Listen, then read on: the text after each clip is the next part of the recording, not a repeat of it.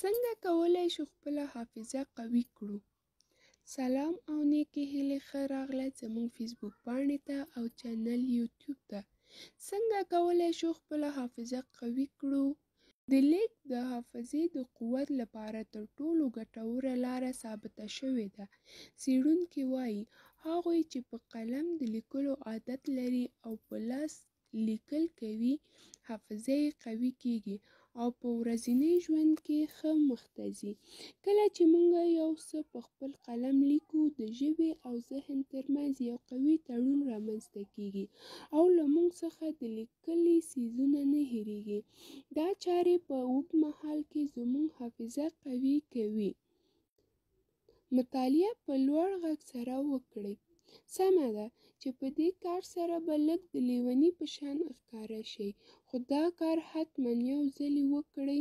کله چې مطلب په لوړ غږ سره مطالعه کوئ ذهن کې به مو پاتې کېږي، خو په یاد ولرئ چې هېڅکله دا چارې په ګڼه ګوڼه کې مه ترسره کوئ. ځان مو باید ارام وي.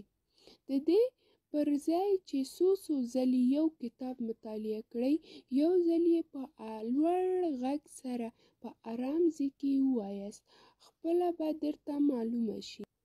خپله زده کړه نورو ته یې وښایه. که بل څوک درسره نه وي، په یو تنها ځای کې کښېنه او له ځان سره داسې فکر وکړه چې ډېر زده کوونکي ستا خبرو ته غوږ دي او هغه څه چې مو یاد کړي هغوی ته یې ووایاست.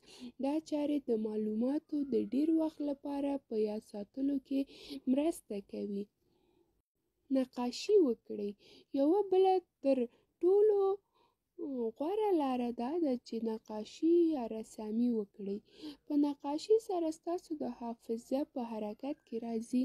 په دې وخت کې هم کولی شئ چې د ازموینې لپاره مو چمتووالی ونیسئ. کله چې مطالعه کوئ باید ترڅنګ یې ارام هم وکړئ.